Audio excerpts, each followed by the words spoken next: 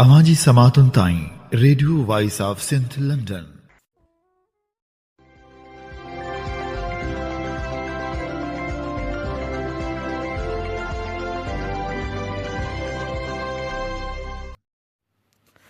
हीअं ॿुधी रहिया आहियो Radio voice of Sindh London. अवांजी ख़िदमत में प्रोग्राम पेश कजे थो ख़बरुनि जी दुनिया। 17 मार्च 2026 अंगारे जे ॾींहुं प्रोग्राम ख़बरुनि जी दुनिया साण करे आऊं अवांजी ख़िदमत में हाज़ुर अवांजो पंहिंजो मेज़बान हबीब लगारी। सभ खां पहिरियां पेश करियूं था ख़ासि ख़बरूं। कोट ग़ुलाम मोहम्मद जी नाबालिग निगरी जो जबरी मज़हब तब्दील, सरहदी पीरनि संदसि शादी बि कराए छॾी। हैदराबाद में मुड़ुस जे ज़ुल्मनि नौजवान ज़ाल जी ज़िंदगी खे ज़हर बणाए छॾियो। फ़ालिज जे मर्ज़ जो शिकार। पश्तून तहफ़ुज़ मूवमेंट जे अॻुवाण अली वज़ीर खे सखर जेल मां आज़ादु थियण बैदि ॿीहर पुलिस खंभे वई। आबनाए हुरमुज़ खां पोइ बाबे मंदब वारो रस्तो बि बंदि। आलमी वापार लाइ ख़तरा पैदा थी विया। अमेरिका जी इतिहादियुनि खे आबनाए हुरमुज़ खोलण में मदद जी अपील। इतिहादियुनि मदद न कई त नेटो जो मुस्तक़बिल ख़राब थींदो। सदर ट्रंप जी धमकी। डॉक्टर महरंग बलोच ऐं ॿियनि पारां जज ते बेइतमादी ज़ाहिर, केस मुंतक़िल करण जो मुतालबो। शहीद कमाल रहमो जी वरसी मल्हाई वई। डॉक्टर कादर मक्सी ऐं ॿियनि अॻुवाणनि जो ख़िताब। डॉक्टर कादर मक्सी चयो त सिंध जी बका लाइ जदोजहद में साथ ॾियनि। मोरो वाक़े बाद गिरफ़्तार ॻोठाण जी आज़ादी लाइ वारसनि जो एहतजाज जारी। ख़ुदकशी कंदड़ डॉक्टर जे घर भातियुनि पारां केस दाख़िल कराइण जो ऐलान। राणीपुर भरिसां फुर वाक़े ख़िलाफ़ एहतजाजी धरणो। तंगवाणी में जसकम अॻुवाण ते केस दाख़िल थियण ख़िलाफ़ मुज़ाहिरो। हाणे पेश करियूं था तफ़सीली ख़बरूं। कोट ग़ुलाम मोहम्मद भरिसां नाबालिग हिंदू निगरीअ जो मज़हब तब्दील कराए वियो। 12 सालनि जी नाबालिग न्याणी लक्ष्मी कोहली खे मुबैना तौरु अगवा करे संदसि मज़हब तब्दील करायो वियो।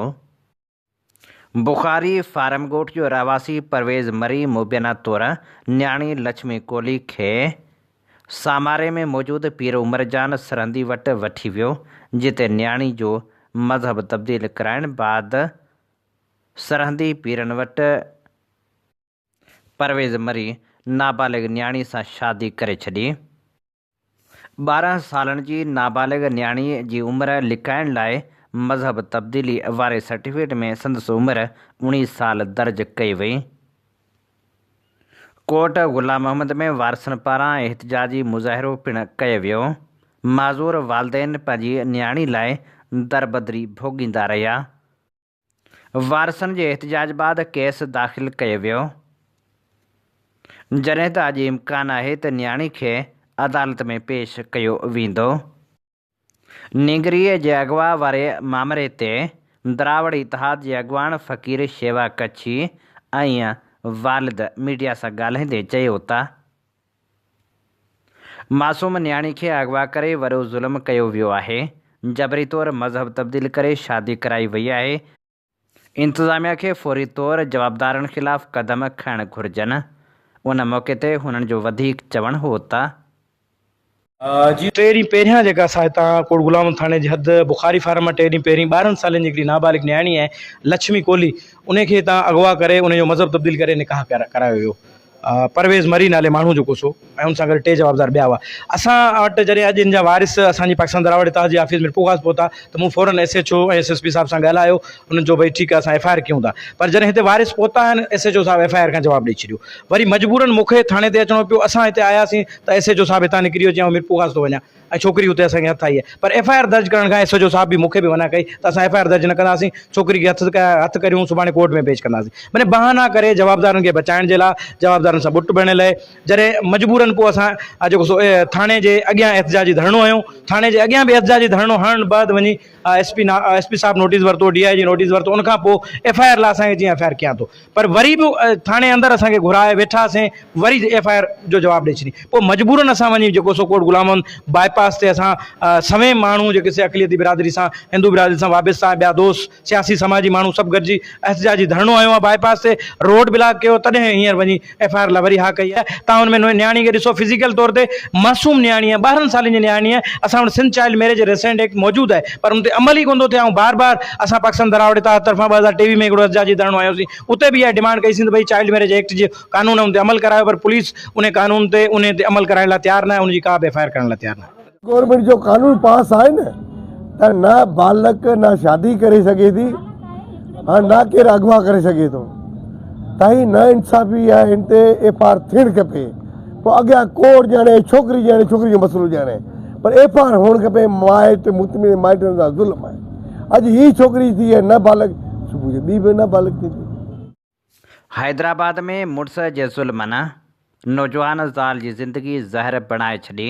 हैदराबाद जे पढ़ियल लिखियल ख़ानदान सां वास्तो रखंदड़ सोनिया अब्बासी जी कुझु महीना अॻु डॉक्टर समद शाह सां शादी कराई वई हुई, जॾहिं त शादी खां पोइ साहुरनि ऐं मुड़ुस पारां सोनिया खे मुसलसल जिस्मानी ऐं ज़हनी तशदुद जो निशानो बणायो वियो। मुड़ुस ऐं साहुरनि जे मुसलसल ज़ुल्म जे करे सोनिया अब्बासी जी ज़िंदगी ज़हर बणिजी वई। ज़हनी ऐं जिस्मानी अज़ियतनि जे करे खेसि फ़ालज जो मर्ज़ वकोड़े वियो, जंहिंजे करे हूअ इंतिहाई ॾुखी ज़िंदगी गुज़ारे रही आहे। सोनिया अब्बासी खे संदसि मुड़ुस छॾे उमिरो करण लाइ सऊदी अरब वियल आहे। ॾाज जो मिलियल सामान ऐं सोना ज़ेवर पिणु मुड़ुस खणी वियो आहे। सोनिया अब्बासी ऐं संदसि वारसनि मुतालबो कयो आहे त डॉक्टर समद शाह ख़िलाफ़ सख़्त क़दम खयां वञनि। उन मौक़े ते सोनिया अब्बासी जो चवणु हो त आउं कराची मां पंहिंजो इलाज कराए रही आहियां। मुड़ुस जे तशदुद जे करे ज़िंदगी ज़हर बणिजी वई आहे। अॻूणे MNA ऐं पश्तून तहफ़ुज़ मूवमेंट जे अॻवान अली वज़ीर खे अदालती हुकुम बाद सखर जेल मां आज़ादु कयो वियो हो। सखर में हूअ पंहिंजे दोस्त जे घर पहुतो त ॿीहर पुलिस खेसि खंबे खणी वई। PTM जे अॻवान अली वज़ीर जे वकील इमदाद सोलंगी ॿुधायो त अली वज़ीर खे संदसि दोस्त जे घरां ॿीहर गिरफ़्तार करे नामालूम हंधि मुंतक़िल कयो वियो आहे। हीअ सूरतहाल तमामु घणी परेशान कंदड़ आहे, ख़ासि तौर ते जॾहिं संदसि आज़ादी सिंध हाई कोर्ट जी आइनी बेंच पारां ज़मानत मिलण खां पोइ थी हुई। लॻभॻि 2 सालनि जी नज़रबंदी, दर्जनी जाली ऐं बनावटी FIR ऐं केतिरनि MPO हिरासत जे हुकमनि खां पोइ अदालत जॾहिं खेसि आज़ादु करण जो हुकुम ॾिनो त आज़ादी खां पोइ ॿीहर खेसि गिरफ़्तार कयो वियो आहे। संदसि गिरफ़्तारी अदालती हुकमनि जी खुलियल भञकड़ी आहे। अमेरिका इतिहादियुनि खे आबनाए हुर्मुज़ खुलाइण में मदद जी अपील कंदे चयो त इतिहादियुनि आबनाए हुर्मुज़ खोलाइण में मदद न कई त नेटो जो मुस्तक़बिल तमामु घणो ख़राबु थींदो। जॾहिं त इतिहादियुनि ट्रंप जी मदद खां इनकार करे छॾियो आहे। बरतानवी वज़ीर अज़म अमरीकी सदर जी मुखालफ़त कंदे जंगी जहाज़ मोकिलण खां इनकार कंदे चयो आहे त लंघ खोलाइण आसान कमु न आहे। ईरान ख़िलाफ़ जंग जो हिसो न थींदासीं। बरतानवी वज़ीर अज़म प्रेस कॉन्फ्रेंस कंदे चयो त लंघ खोलाइण लाइ नार जे मुल्कनि जी क़यादत सां राब्ते में आहियूं। हुन चयो त जंग जे करे तेल ऐं गैस जूं क़ीमतूं वधी रहियूं आहिनि। असां विच ओभर जी जंग खे वधीक पखिड़िजण न ॾींदासीं। ईरान जंग में शामिल न थियण ते तनक़ीद जो निशानो बणायो वियो। मुंहिंजे लाइ बरतानिया जा मुफ़ाद अहम आहिनि। उसूलनि ते क़ाइमु रहंदासीं, भले केतिरो बि दबाव विधो वञे। बरतानवी अवाम जे मुफ़ादनि जी हिफ़ाज़त कंदुसि। हुन चयो त जंग बाद असांखे ईरान सां मुआहिदो करण जी ज़रूरत पवंदी। जापानी दिफ़ा वारे वज़ीर पार्लियामेंट खे ॿुधायो त ईरान जी मौजूदा सूरतहाल खे ॾिसंदे असांजो को बि इरादो नाहे त सामूंडी सिक्योरिटी ऑपरेशन शुरू कजे। ऑस्ट्रेलिया जे इंफ्रास्ट्रक्चर वारे वज़ीर चयो त ऑस्ट्रेलिया विचो भर में तेल जे टैंकरनि जी हिफ़ाज़त लाइ पंहिंजा जहाज़ आबनाए हुरमुज़ ॾांहुं न मोकिलींदो। असां मुआशी बहरान खे मुंहुं ॾियण लाइ तयारु आहियूं। जर्मन परॾेही वज़ीर चयो त हिन मामले में नेटो जो को बि किरदारु नाहे, जॾहिं त अमेरिकी सदर धमकी ॾींदे चयो त इतिहादी मुल्कनि लंघ खुलाइण में मदद न कई त नेटो जो मुस्तक़बिल तमामु घणो ख़राबु थींदो। जारी कयल बयान में अमेरिकी सदर ट्रंप चयो त लंघ खुलाइण लाइ चीन समेत 7 मुल्कनि सां राब्तो कयो आहे। ॾिसूं त उहे कहिड़ो फ़ैसिलो कनि था। चीन ऐं ॿियनि मुल्कनि मदद न कई त असां यादि रखंदासीं। अमेरिका पारां मौजूदा सूरतहाल में इहा ई उमेद रखी पई वञे त अमेरिका जा इतिहादी मुल्क अमेरिका सां फौरी तौरु गॾु बीही रहंदा, पर अमली तौरु ईअं थींदे नज़र नथो अचे। बरतानिया, फ्रांस, जापान, जर्मनी ऐं ऑस्ट्रेलिया पारां सामूंडी लंघ खुलाइण लाइ सामूंडी जहाज़ मोकिलण खां इनकार कयो वियो आहे। जापानी हुक्मरान पार्टीअ जे पॉलिसी चीफ वाज़िह तौर ते चयो आहे त सिर्फ़ इंतिहाई गैर मामूली हालतुनि में ई जापान इन क़िस्म जो क़दम खणी सघे थो, जॾहिं त चीन पिणु ट्रंप जी अपील ते फौरी तौरु रद्द अमल ॾियण बजाए मुहतात मौक़िफ़ इख़्तियार कयो आहे।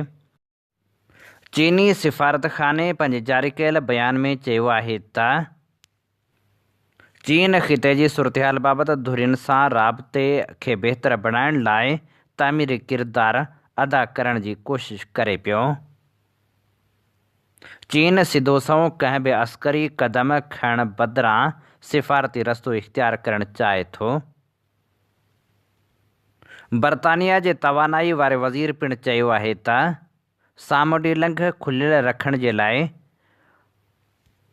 सभ खां आसान ऐं सवलो तरीक़ो ऐं बहितर तरीक़ो इहो ई आहे जो तकरार ख़तमु थी वञे। अमेरिका ऐं संसद इतिहादियुनि सां मुशावरत जारी आहे। मुमकिन आहे त बारूदी सुरंगूं तलाश करे ड्रोन उमाणिया वञनि, जॾहिं त ॿिए पासे इहो बि चयो पियो वञे त आबनाए हुरमुज़ खां पोइ बाब मंदब खे पिणु बंदि कयो वियो आहे। बाब मंदब वारो रस्तो बंदि थियण जे करे आलमी वापारु ठप थियण जो ख़दशो पिणु पैदा थी सघे थो। बलोच यकजहती कमेटीअ जी सरबराह डॉक्टर महारंग बलोच ऐं ॿियनि अॻवाननि पारां जज ते बेइतमादी ज़ाहिर कंदे केस ॿी अदालत ॾांहुं मुंतक़िल करण जो मुतालबो कयो वियो आहे। बलोच यकजहती कमेटी जी सरबराह डॉक्टर महारंग बलोच ऐं ॿियनि अॻवाननि सैफ़ुल्लाह शाह, बीबू बलोच, गुलज़ादी बलोच ऐं बीबर्ग बलोच बलोचिस्तान बार काउंसिल जे नाले लिखियल ख़त में केस मुंतक़िल करण जो मुतालबो कयो आहे। ख़त में चयो वियो आहे त गुज़िरियल 1 साल खां हिरासत में आहियूं, मुख़्तलिफ़ केसनि में ट्रायल खे मुंहुं ॾेई रहिया आहियूं। हुननि इल्ज़ाम हणंदे चयो त दहशतगर्दीअ जी अंत वारी अदालत कोयटा में ॿुधणी दौरान अदालत तरफ़ां गैर मुनसिफ़ाणो रवैयो इख़्तियार कयो वञे थो, बुनियादी इंसानी हक़नि ऐं मुनसिफ़ाणे ट्रायल जे उसूल जी भञकड़ी कई वञे थी। हुननि मुतालबो कयो त असांजा केस कंहिं ॿी अदालत ॾांहुं मुंतक़िल कया वञनि। डॉक्टर महारंग बलोच जी तक़रीर सोशल मीडिया ते अपलोड कंदड़ सहाफ़ी मथां दहशतगर्दी जो केस दाख़िल कयो वियो आहे। CTD तरफ़ां सहाफ़ी नियाज़ बलोच ते डॉक्टर महारंग बलोच जी रियासत मुख़ालिफ़ तक़रीर सोशल मीडिया ते अपलोड करण ते केस दाख़िल कयो वियो आहे। नौजवान सहाफ़ी नियाज़ बलोच इन हवाले सां चयो आहे त डॉक्टर महारंग बलोच जी वीडियो पोस्ट करण ते मुंहिंजे ख़िलाफ़ु दहशतगर्दी जो केस दाख़िल कयो वियो। आऊं सहाफ़ी हुजण सां गॾु शागिर्द पिणु आहियां। मुंहिंजो वालिद बस ड्राइवर आहे। जॾहिं त निढो भाउ ऐं भेनरूं यूनिवर्सिटी ऐं कॉलेज में तालीम हासिल करे रहियूं आहिनि।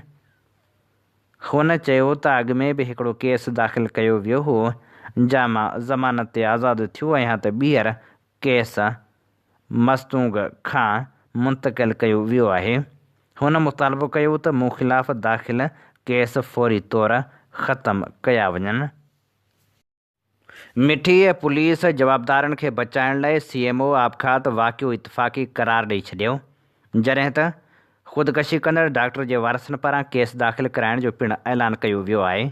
मिठी police chief medical officer doctor Abdul Karim Shaikh खे आबघात ते मजबूर कंदड़ जवाबदारनि खे बचाइण लाइ वाक़ियो इतफ़ाक़ी करार ॾेई रिपोर्ट दाख़िल करे छॾी आहे, जॾहिं त sub inspector Pradeep मेघवाड़ report judicial magistrate 1 जी अदालत में जमा कराए छॾी आहे। ज़रियनि मूजिबि SSP थरपारकर जे हुकुम ते रिपोर्ट दाख़िल कई वई। SHO मुबारक राजड़ इनकार करे मोकल ते वञण सबबि सब इंस्पेक्टर प्रदीप जी फ़रियाद ते रिपोर्ट दाख़िल कई वई। रिपोर्ट में ॼाणायो वियो त वाक़ियो आबघात आहे। वारस लाश खणाए वञण वक़्तु वधीक क़ानूनी कार्रवाई करण खां इनकार करे विया आहिनि। पुलिस जो चवणु आहे त अदालत जे हुकुम बाद वधीक जांच कई वेंदी। ज़रियनि जो चवणु आहे त डॉक्टर अब्दुल करीम शेख जे वारसनि लाश खणाए वञण वक़्तु तदफ़ीन करे वापसि अची क़ानूनी कार्रवाई करण जो लिखत में बयानु ॾिनो हो, पर पुलिस वारसनि जो इंतज़ारु करण बदिरां ज़िम्मेवारनि खे बचाइण लाइ वाक़िए खे इतफ़ाक़ी करार ॾेई रिपोर्ट दाख़िल कराई आहे, जॾहिं त ॿिए पासे वारसनि पारां मीडिया सां ॻाल्हाईंदे केस दाख़िल कराइण जो पिणु ऐलान कयो वियो आहे।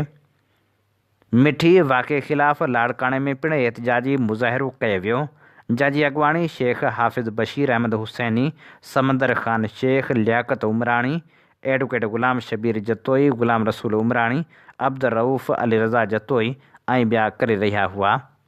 उन मौक़े ते अॻुवाणनि चयो त लाड़काणे शहर सां तालुक़ु रखंदड़ डॉक्टर अब्दुल करीम शेख निहायत ईमानदार ऐं इंसान दोस्त डॉक्टर हो, जेको लाड़काणे जहिड़े शहर खे छॾे थर जे ॾूरांहें इलाइक़े में ॾुखियनि हालतुनि बावजूदि ईमानदारी सां ड्यूटी करे थरी माण्हुनि खे इलाज जूं सहूलियतूं ॾेई रहियो हो, पर खेसि इस्पताल जे ऑफिसरनि ऐं अमले पारां मन घड़त इल्ज़ाम मढ़े ज़हनी दबाव जो शिकार करे ख़ुदकशी करण ते मजबूर कयो वियो। अफ़सोस जो doctor Abdul Karim Sheikh मुसलसिल secretary health समेत लाॻापियल अमलदारनि खे शिकायतूं कंदो रहियो, पर संस को बि तदारक न थी सघियो। वेतर नर्सिंग स्टाफ जे अॻुवाणनि खेसि ब्लैक मेलिंग ऐं गारगंद कंदे ज़हनी टार्चर ॾेई ख़ुदकशी करण ते मजबूर कयो। वाक़िए जे ज़िम्मेवार करार ॾिनल मिठी अस्पताल जे डॉक्टरनि ऐं निढनि मुलाज़िमनि खे मुअतल कयो वियो आहे, जेका कार्रवाई रिवायती आहे। इन मां मालूम थिए थो त हिन वाक़िए पुठियां गहरी साज़िश ऐं वॾा हथ मुलविस आहिनि। असां मुतालबो करियूं था त डॉक्टर अब्दुल करीम शेख तरफ़ां ख़ुदकशी खां अॻु लिखियल ख़त ऐं ऑडियो बयान में ॼाणायल जवाबदारनि खे नौकरियुनि तां बरतरफ़ करे मथनि क़त्ल जो केस दाख़िल करण बैदि खेनि गिरफ़्तार करे मक़तूल जे खून सां इंसाफ़ कयो वञे। मोरो सान्हे जे बेगुनाह बांदी बणायल हारियुनि मज़दूरनि पोहरियतनि नौजवाननि जी आज़ादी लाइ वारसनि, ॿारनि, न्याणियुनि ऐं सियासी, समाजी, इल्मी, अदबी तनज़ीमनि जे कारकुननि समेत प्रेस क्लब अॻियां एहतजाजी मुज़ाहिरो करे धरणो हंयो।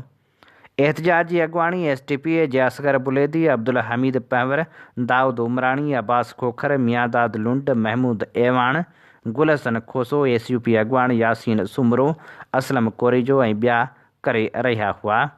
उन मौक़े ते अॻुवाणनि चयो त ॻोठ लगारी बजाराणी ऐं शहर मोरो जा मज़दूर, पोहरियत हारी ऐं कारोबारी माण्हू मोरो वाक़िए बाद गिरफ़्तार कया विया आहिनि।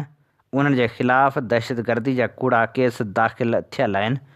10 महीना गुज़री विया आहिनि। डिस्ट्रिक्ट जेल में मग़वी बणियल माण्हुनि जा केस नथा हलाया वञनि, ज़मानतूं बि करण नथियूं ॾिनियूं वञनि, मुलाक़ातूं बि बंदि आहिनि। उन्हनि बेगुनाह क़ैदियुनि जो ॾोह कहिड़ो आहे जो हूअ 10 महीननि खां क़ैद आहिनि। हुक्मरान जबर बरबरियत ॾाढ करे रहिया आहिनि। क़ैदियुनि जे घरनि में कोहराम मतल आहे। ॿार बचा बीमारी सबबि तड़पी रहिया आहिनि, बेसहारा बणियल आहिनि। हिन ज़ुल्म ऐं ॾाढ ते सभु ख़ामोश आहिनि। ईद अचण वारी आहे। उन्हनि असीरनि जे ॿारनि खे कपिड़ा केरु वठी ॾींदो? ॿार ऐं घर भाती पंहिंजे प्यारनि जी जुदाई में रोई चवनि था, असांजा प्यारा कूड़नि केसनि में क़ैद आहिनि, जंहिंजे करे ईद जूं ख़ुशियूं बि ज़हर बणिजी वियूं आहिनि। मोरो में हुक्मरान जो ज़ुल्म बंदि करायो वञे, बेगुनाह क़ैदियुनि तां कूड़ा केस ख़तमु करे उन्हनि खे आज़ादु कयो वञे। अॻवाननि वधीक ॿुधायो त दुनिया तब्दील थी चुकी आहे, पर ही अलाए छो वरी बि कहिड़ी प्रैक्टिस था कनि। 6वीं 27वीं तरमीम खां पोइ ख़ुदि अदालतुनि जा रिटायर जज, ॿिया सीनियर तरीन वकील ॻाल्हि त लिखे कान थी न, अदा झलियल आहे असांखे। जेल ते मुलाक़ात लाइ वञो त मथां खां हुकुम आहे मुलाक़ात न आहे कराइणी। उहा हुननि जा माइरूं, भेनरूं, वालदेन, पाड़ेसरी, मुलाक़ात बंदि आहे, मथां खां हुकुम आहे। बाबा मथां खां हुकुम कंहिंजो आहे उहो बि नालो नथा ॿुधाइनि, त ॻाल्हि छा लिकियल आहे छा इहा? उन करे एतिरो ज़ुल्म कयो जो सुभाणे वरी बर्दाश्त बि करिणो पए। ही मज़लूम माण्हू आहिनि यार, कंहिंखां था तव्हां इंतकाम वठो। हिननि में को हिकिड़ो बि सरंदियारो हुजे, को गॾह गाॾो थो हलाए, उन गॾह गाॾे हलण पण थी उन जो इहो बि हुयो। छो जो जॾहिं लंजार हाउस सड़ियो हो उन टाइम वॾी बाहि बरली पुलिस जे पे रुगो जेको ईंदो एफआईआरूं 100 एफआईआरूं बि कटींदासीं, नाला ॾींदा वञनि, उहे नाला ॾींदा वियासीं फलाणो टीरो। सबबु इहो आहे जो हू जेको आहे सो दरिया जे मसइले ते हुया, बाक़ी साड़ण में कोन्हनि। असां चऊं था त हीउ इंसाफ़ थियणु घुरिजे, कोर्टूं इंसाफ़ कनि न, केस आहे न, जेल में न, केस खे हलायो न, जज वेहनि न कुर्सीअ ते, वकील उन्हनि जा अचनि, माना इहो ई आहे। जसकम तंगवाणी जे सदर एजाज़ मलिक समेत ॿियनि मथां दाख़िल कयल एफआईआर ख़िलाफ़ कंदकोट में एहतजाजी मुज़ाहिरो कयो वियो। एहतजाजी अॻवानी जसकम कश्मीर कंदकोट जे सदर वाली ॾिने सिंधी, मनसब शाह, बशाम बाजकाणी, बशीर ख़ान, मुख़्तियार सिंधी, हफ़ीज़ मलिक, बरकत सब्ज़ोई, अली हसन ऐं ॿियनि कई। उन मौक़े ते अॻवान चयो त असां पंहिंजे क़ौमी कारकुननि जी मालिकी करणु ॼाणूं था। सिपाहियुनि खे ख़बरदार करियूं था त हू पंहिंजे ग़ैर क़ानूनी ऐं नाजाइज़ हरकतुनि खां बाज़ अचनि, फ़ौरी तौरु केस ख़तमु कया वञनि। ॿी सूरत में एहतजाजी तहरीक खे तेज़ कयो वेंदो। शहीद कमाल राहिमो जी वरसी मल्हाई वई। वरसी जे मौक़े ते सस मज़ार ते मरकज़ी अॻवान डॉक्टर सुमार मंगरियो, उमरकोट ज़िले सदर ज़ुल्फ़कार ख़ासखेली ऐं ॿियनि गुलनि जूं चादरूं चाढ़ियूं ऐं भेटा पेश कई। जॾहिं त मकली में पिणु तक़रीब मुनक़िद कई वई। उन मौक़े ते इफ़्तार पार्टी जो इहतमाम पिणु कयो वियो हो। तक़रीब में एसटीपी जे चेयरमैन डॉक्टर कादर मक्सी, ज़िले क़ियादत, कारकुननि, साफ़िन ऐं शहरियुनि वॾे अंग में शिरकत कई। उन मौक़े ते ख़िताब कंदे डॉक्टर कादर मक्सी चयो त शहीद क़ौमनि जी तारीख़ जो सरमायो हूंदा आहिनि। शहीद कमाल राहिमो पंहिंजे रत जी क़ुर्बानी ॾेई सिंध जी जदोजहद में अमर थी वियो आहे। सिंधी क़ौम खेसि हमेशह यादि रखंदी। डॉक्टर कादर मक्सी ख़िताब कंदे चयो त सिंधी क़ौम पंहिंजे वजूद ऐं हक़नि जी सुञाणप लाइ 12 अप्रैल ते कराची में लखनि जी तइदाद में गॾु थींदी। हुन वधीक चयो त मौजूदा हुक्मराननि अवाम खे महांगाई जे अज़ाब खां सवाइ कुझु नाहे ॾिनो। सिंध जा माण्हू मुख़्तलिफ़ मुश्किलातुनि खे मुंहुं ॾेई रहिया आहिनि। हुन चयो त सिंध जा माण्हू सिंध जे हक़नि वारी जदोजहद में असांजो साथ ॾियनि। राणीपुर भरिसां शाह जी मशीन वटि क़ौमी शाहराह ते नामालूम हथियार बंदनि। ॻोठ मल्हिराणी सोलंकीअ जे रहवासियुनि शर्जील अहमद, शकूर अहमद, आफ़ाक़ अहमद सोलंकी खे हथियारनि जे ज़ोर ते यरगमाल बणायो। मोटरसाइकिल ऐं रोक रक़म फुर करे फ़रार थी विया। वाक़े ख़िलाफ़ ॻोठाणनि अमीर अली सोलंकी, ज़मीर हुसैन, शर्जील अहमद ऐं ॿियनि जी अॻवानी में क़ौमी शाहराह ते रुकावटूं विझी एहतजाजी मुज़ाहिरो करे नारेबाज़ी कई। उन मौक़े ते अॻवान चयो त हिंगोर जा थाणे जी हद शाह जी मशीन वटि क़ौमी शाहराह ते फुर जा वाक़िया रोज़ जो मामूल बणिजी विया आहिनि। हुननि मुतालबो कयो त फुर थियल मोटरसाइकिल ऐं रोक रक़म वापसि ॾियारी वञे, ॾोहारियुनि खे गिरफ़्तार कयो वञे। ॿी सूरत में एहतजाज जो सिलसिलो वधायो वेंदो। अवामी तहरीक जे मरकज़ी सदर एडवोकेट वसंत थरी, मरकज़ी joint secretary advocate Sarwan Jatoi, Abdurrahman Samo ऐं नूर नबी पलीजो पंहिंजे गॾियल प्रेस बयान में चयो आहे त अमरीकी साम्राज जो जंगी जनून सॼी दुनिया खे जंग जी बाहि में धिके रहियो आहे। अमरीका ऐं इसराइल जी ईरान ख़िलाफ़ जारहियत आलमी अमन लाइ संगीन ख़तरो आहे। अमरीकी इसराइली जंगी ॾोहारी हुक्मरान ईरान ऐं लिबनान मथां हमला करे मासूम स्कूली ॿारनि खे बि निशानो बणाए रहिया आहिनि। अमरीका ऐं इसराइल जो हुक्मरान तबिको मासूम ॿारनि जो क़ातिल आहे। हुननि चयो त अमेरिका जो मासूम ॿारनि ते हमिलो करणु संगीन जंगी ॾोह ऐं इंसानियत लॼाईंदड़ वाक़ियो आहे, जंहिंजी पाकिस्तान तरफ़ां सख़्त मज़म्मत थियणु घुरिजे। अमेरिका ऐं इसराइल ख़िलाफ़ सिक्योरिटी काउंसिल में करारदाद पास कराइणु घुरिजे। अॻवान चयो त ईरान कंहिं मख़सूस मज़हब या फ़िरक़े जो न पर पंहिंजी 6000 साला तहज़ीब जो तहफ़ुज़ करे रहियो आहे। ईरान जी ही पंहिंजे तहफ़ुज़ वारी जंग इंसानी तारीख़, सक़ाफ़त ऐं क़दीम तहज़ीबनि जहिड़ोकि मिस्र, चीन, हिंदुस्तान ऐं सिंध जे मुंहं जे दड़े जी तहज़ीब जी बि तहफ़ुज़ जी जंग आहे। इंसानी तहज़ीब, अमन, रवादारी ऐं इंसानी तरक़ी जो गस ॾेखारियो आहे, जॾहिं त अमेरिकी साम्राज्य आज़ाद ऐं ख़ुदमुख़्तियार मुल्कनि ते हमला करे रत जूं नदियूं वहायूं आहिनि। अमेरिका ऐं इसराइल दुनिया जे तहज़ीबनि, सक़ाफ़तनि ऐं इंसाननि लाइ संगीन ख़तरो बणिजी चुका आहिनि। क़ौमी अवामी तहरीक जे सरबराह अयाज़ लतीफ़ पालीजे चयो आहे त नवाज़ लीग, पीपल्स पार्टी ऐं MQM जी गॾियल हुकूमत मुल्क जी मईशत खे तबाह करे छॾियो आहे। करप्शन, महांगाई ऐं बेरोज़गारी सबबि गुरबत में इज़ाफ़ो थियो आहे। लखें ख़ानदान ॿिनि वेरनि जी मानी खां महरूम थी विया आहिनि। ख़राब हुक्मरानी जा ज़िम्मेवार हुजण बावजूदि हुकूमती बेंचनि ते वेही मुख़ालफ़त जो कूड़ो ढोंग करे अवाम खे दोखो ॾेई रहिया आहिनि। तेल महांगो थियण जे करे हर शइ महांगी थी वई आहे। सिंध में करप्ट ऐं ख़राब हुक्मरानी जे करे आबादगार हारी ऐं पोरियत बदहाली जो शिकार आहिनि। हुकूमत वटि ज़राए जी बहाली ऐं बहितरी जो को बि प्रोग्राम नाहे। पंहिंजे जारी कयल बयान में अयाज़ लतीफ़ पालीजे वधीक चयो त हिन वक़्ति सिंध कणक जो फ़सुलु तयारु हुजण बावजूदि ख़रीदारी मर्कज़ न हुजण जे करे ज़रई बहरान जो शिकार आहे। अञा ताईं सरकार पारां कणक ख़रीदारी जा मर्कज़ बि नाहिनि खोलिया विया, जंहिं करे वापारी माफ़िया आबादगारनि खे लूटी रही आहे। फ़सलनि ते वॾो ख़र्च अचे थो, पर अघु न मिलण करे आबादगारनि ऐं हारियुनि जो मुसलसिल मुआशी क़त्ल थी रहियो आहे। हिंगोरजा मां खंबे गुम कयल शागिर्द फरहान चांग जी बाज़ियाबी लाइ वारसनि पारां 5 ॾींहं बि गुलाब चांग, जुमन चांग, नज़र मोहम्मद चांग ऐं ॿिनि जी अॻुवाणी में एहतजाज करे बुख हड़ताली कैंप क़ाइमु कई वई। एहतजाज कंदड़नि चयो त 9 ॾींहं अॻु मुख़्तलिफ़ थाणनि जी पुलिस फरहान चांग जे घर मां फरहान खे गिरफ़्तार करे वई। फरहान खे गिरफ़्तारी बैदि गुम कयो वियो आहे, जंहिंजो अञा ताईं को पतो पइजी नाहे सघियो। जेकॾहिं फरहान चांग खे जल्द आज़ादु न कयो वियो त एहतजाज जे दाइरे खे वधायो वेंदो। बदीन भरिसां 2 ॿारनि जी माउ मुबीना तौरु अगवा थी वई। अगवा थी वियल गुलबानो मलाह जे वारसनि बदीन प्रेस क्लब अॻियां एहतजाज करण बैदि प्रेस कॉन्फ्रेंस कंदे इल्ज़ाम हयो त 1 महीनो गुज़रण बावजूदि पुलिस जवाबदारनि ख़िलाफ़ का कार्रवाई नाहे कई। उन मौक़े ते अगवा थी वियल नौजवान औरत गुलबानो जे मुड़ुसु शबीर मलाह पंहिंजे पुटनि कबीर, ज़मीर, ससु हुस्ना मलाह ऐं ॿिनि सां गॾु प्रेस कॉन्फ्रेंस कंदे चयो त लॻभॻि 1 महीनो अॻु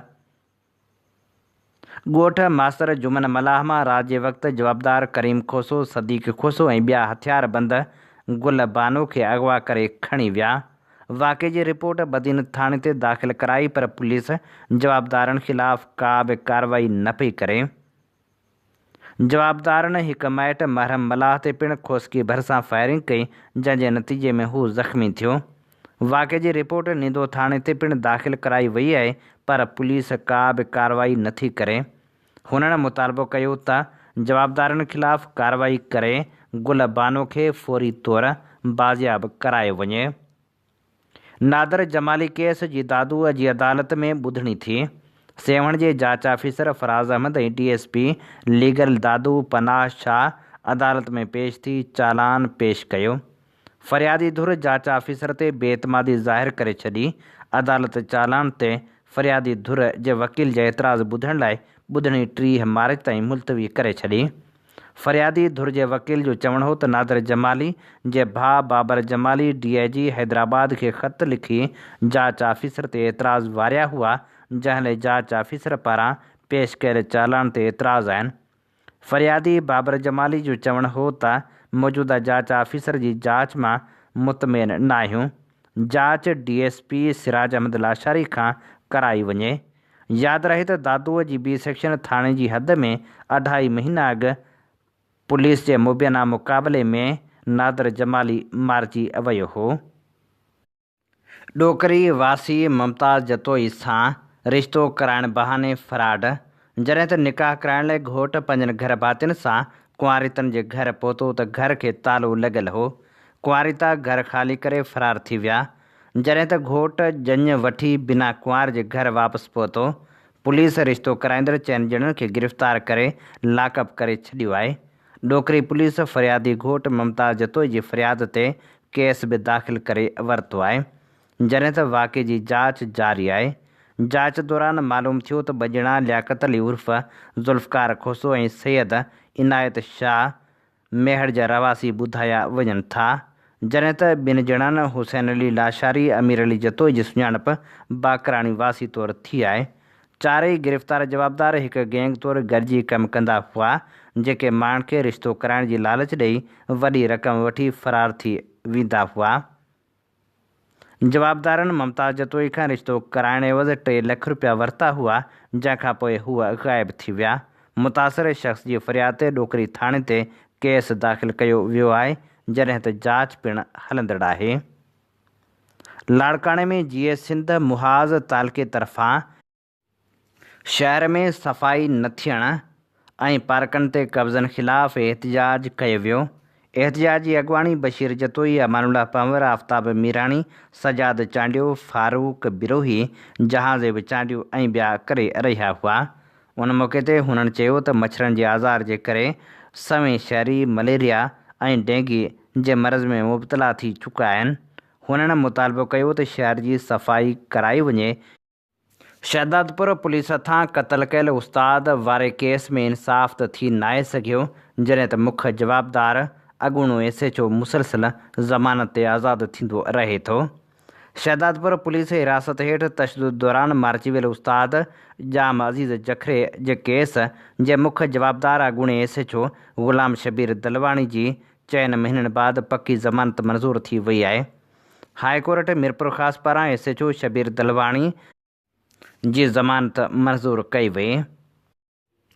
मक़तूल जे भाउ जाम हैदर जखरे चयो आहे त मुख्य जवाबदार SHO शबीर दलवाणी खे ज़मानत ॾेई असां सां ज़ुल्म ऐं नाइंसाफ़ी कई वई आहे, जंहिं ख़िलाफ़ु असां अपील में वेंदासीं।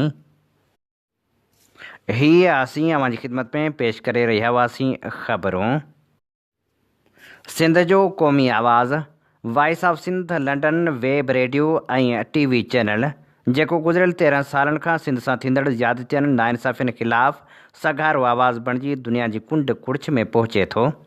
सिंध तोड़े दुनिया जे मुल्कनि में सिंधियुनि सां थींदड़ ज़ुल्म ऐं जबर ख़िलाफ़ उथंदड़ आवाज़ खे बेबाकी सां नशर करे थो।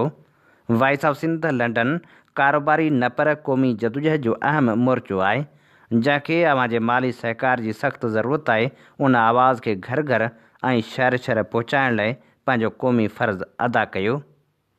चैनल जी लिंक खे लाइक ऐं सब्सक्राइब ज़रूरु करियो।